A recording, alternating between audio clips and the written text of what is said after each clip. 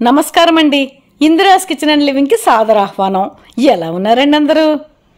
మన సాంప్రదాయంలో స్త్రీలు స్నానం చేసిన తర్వాత ఒక రాగి చెంబుతో తులసి కోటలో నీరు పోయడం, ఉదయిస్తున్న సూర్యునికి ఎదురుగుండా నుంచుని చేతులు పైకెత్తి సూర్య భగవానునికి అర్ఘ్యం ఇవ్వడం ప్రతిరోజు చేస్తూ ఉండేవాళ్ళం కదండి.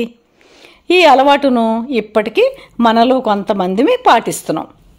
నాకు నేర్పించిన సూర్యునికి అర్ఘ్యం ఇచ్చే పద్ధతి ఎలాగా అంటే, సూర్యుని ఎదురుగా నుంచుని నీరు ఉన్న రాగి చెంబుని దోసిట్లో పెట్టుకొని మన నుదుటి ఎదురుగా పైకి ఎత్తి చేతులు చాపి భాస్కరాయ విద్మహే ద్యుతికరాయ ధీమహి తన్నో ఆదిత్య ప్రచోదయాత్, భాస్కరాయ విద్మహే ద్యుతికరాయ ధీమహి తన్నో ఆదిత్య ప్రచోదయాత్, భాస్కరాయ విద్మహే ద్యుతికరాయ ధీమహి తన్నో ఆదిత్య ప్రచోదయాత్ అనే గాయత్రి మంత్రాన్ని చదువుతూ ప్రశస్తమర్ఘ్యం భగవాన్ ప్రసీద అని 3 సార్లు సన్నని ధారగా నీటిని కిందనున్న మొక్కల్లో గాని తులసి కోటలో గాని వదలాలి.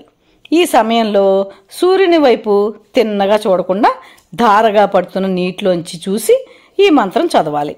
అంటే తీక్షణమైన సూర్యకిరణాలు కళ్ళ మీద పడకుండా నీటి ధారలోంచి మాత్రమే చూడడం ద్వారా కళ్ళకు ప్రమాదం కలగకుండాను, ఆ సమయంలో సూర్యుని కిరణాలలో ఉన్న విటమిన్ డిని గ్రహించడము, సూర్యగాయత్రి మంత్రంతో మనలోని నవనాడులను ఉత్తేజపరచడం లాంటి ఆరోగ్య ప్రక్రియ ఈ సూర్యునికిచ్చే అర్ఘ్యంలో ఉన్నాయన్నమాట అండి.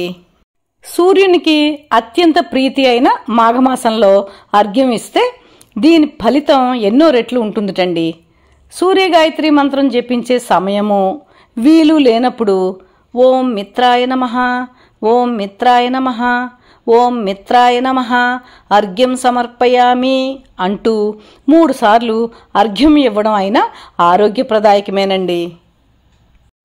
అపార్ట్మెంట్స్ ఫ్లాట్స్లో ఉన్నవాళ్ళైతే ఆరు బయట సౌకర్యం లేనప్పుడు సూర్యుడు కనిపించకపోయినా స్నానం చేసిన తర్వాత దేవుని గదిలో కానీ తూర్పు వైపుగా ఉన్న దేవుని పటం ముందు కానీ రాగి గ్లాసు లేక రాగి చెంబుతో కానీ 3 సార్లు పైన చెప్పిన విధంగా పళ్ళెంలో నీటిని వదిలి ఈ విధంగా అర్ఘ్యం ఇచ్చుకోవచ్చండి. పళ్ళెంలో నీళ్లను తులసికోటలో కానీ ఏదైనా పూల మొక్కలో కానీ పోసి నమస్కరించుకోవాలి. ఈ వీడియో కనుక మీకు నచ్చినట్లయితే లైక్, షేరు, కామెంటు చేయండి. సబ్స్క్రైబ్ చేసుకునే వారు ఉంటే సబ్స్క్రైబ్ చేసుకోండి. మీ లైక్స్ నాకు చాలా అమూల్యమండి. Thank you.